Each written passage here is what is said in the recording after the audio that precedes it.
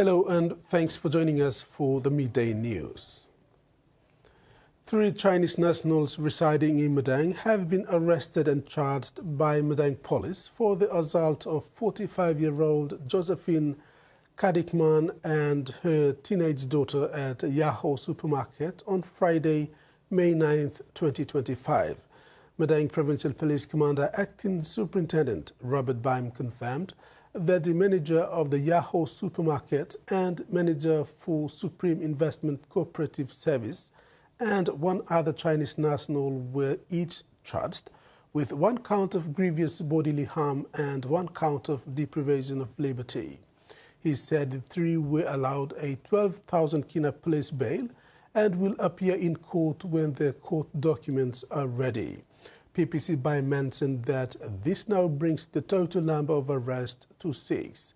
3 other suspects are PNG nationals. He stated that investigations continues into the incident and more arrests are expected to take place. The Internal Revenue Commission (PNG) has just announced a GST 0 rating for several essential goods. This announcement is part of the government's response to ongoing cost of living pressures. These goods will be 0 rated for goods and services tax effective of 1st of June 2025.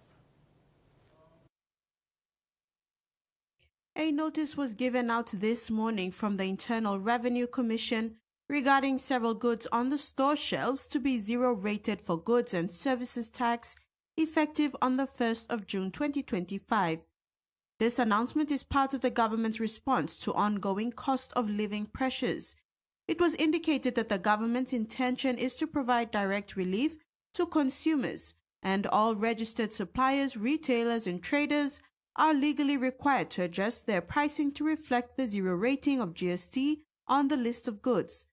This means no GST shall be charged on the sales of items for the following items: all types of baby diapers, tin fish, vegetable oils, biscuits, wheat flour, chicken, instant noodles, coffee, tinned meat, rice, sanitary pads and tampons, soap and tea.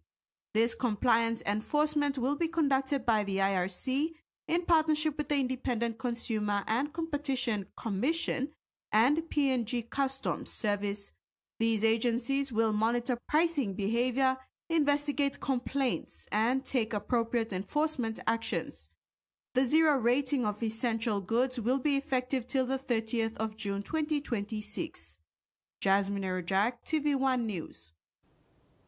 The 4th Media Education Seminar 2025 took place on May 17th at Caritas Business College Hall in Port Moresby, gathering students from 13 Catholic schools, a parish group and Radio Maria Youth to enhance their media literacy and understanding of Catholic social teachings. The program began with reflections on global social issues and media freedom in Papua New Guinea, led by Father Ambrose Pereira, SDB. Students explored topics such as fake news, misinformation, and the impact of artificial intelligence on digital content, guided by media facilitator Cyril Isoaimo.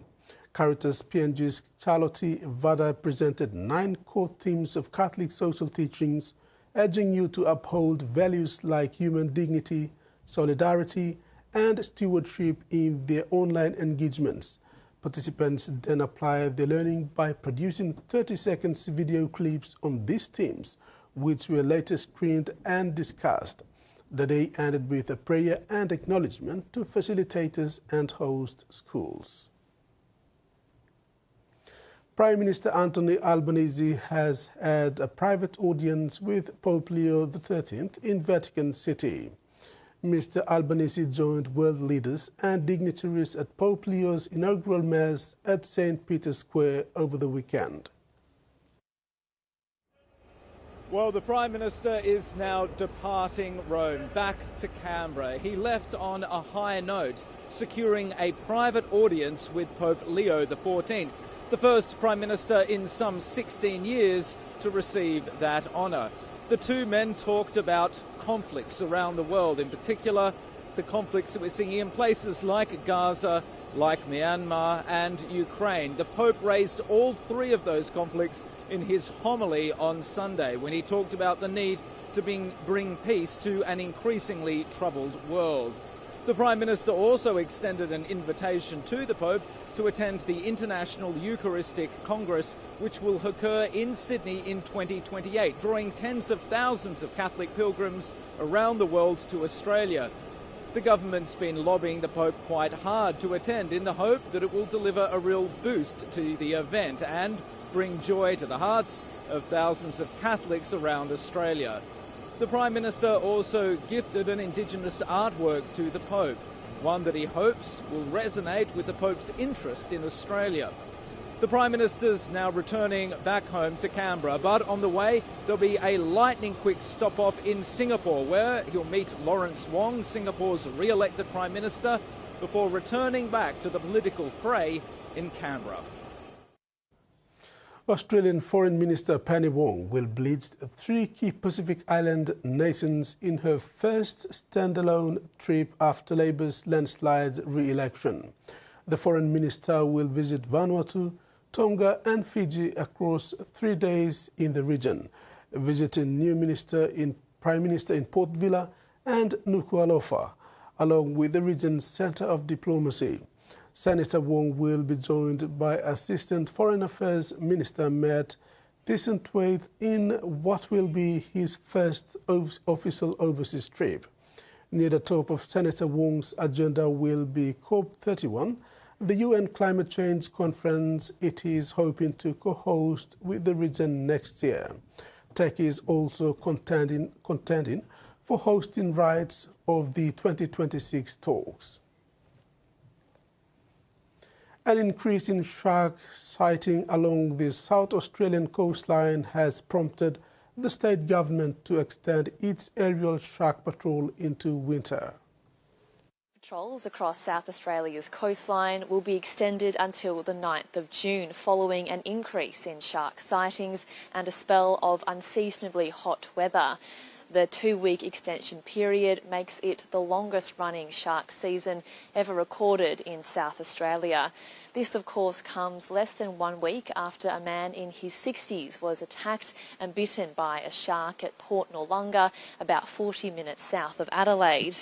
Authorities have been monitoring the number of increased shark sightings across the state. Some of them have been seen swimming very close to the shoreline. There's also been several dead sharks which have washed up on beaches in previous weeks. This has caused some prominent marine biologists to question whether a toxic algal bloom, which is currently affecting parts of the coastline, including the Fleurieu and York Peninsulas, as well as Kangaroo Island, could be impacting the behaviour of marine life. We've heard from South Australian Environment Minister Susan Close, who says that the size of the bloom now expands thousands of square kilometres and has grown to the size of Kangaroo Island.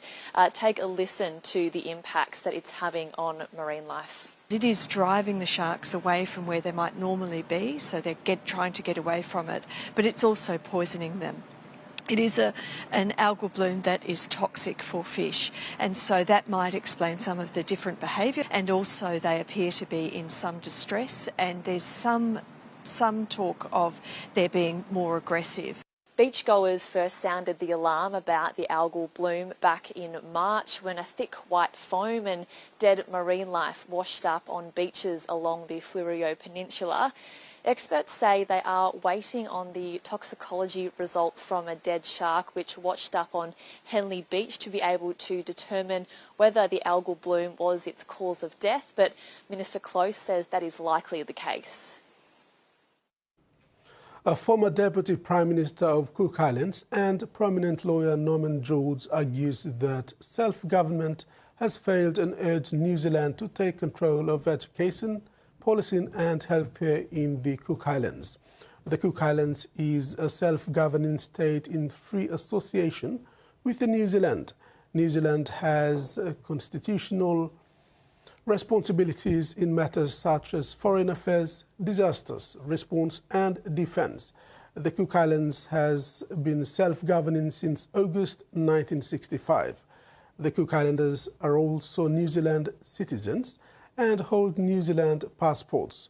Responding to George's suggestions, New Zealand Prime Minister Christopher Luxon said any change or revolution of the arrangements between both governments is up for conversation, but it would need to come from the Cook Islands people. May is a busy month for AFL PNG Talent Academy, with regional trials taking place across the country. Regional-based Talent Academy hubs have been hosting carnivals with events in Kavieng, Kokopo, Kimbe, Lae, Mount Hagen and Port Moresby, reaching just under 800 aspiring youth male and female players trialling for a place in the AFL PNG Talent Academy. A fine start for the youngsters who one day hope to represent the Binatangs and Kurakum's national youth teams. The regional carnivals would not be a success without the support of Pacifico Sports, High Performance Sports PNG and Paradise Foods. And that ends the Midday News. Do join us at 6 tonight for more news and sports.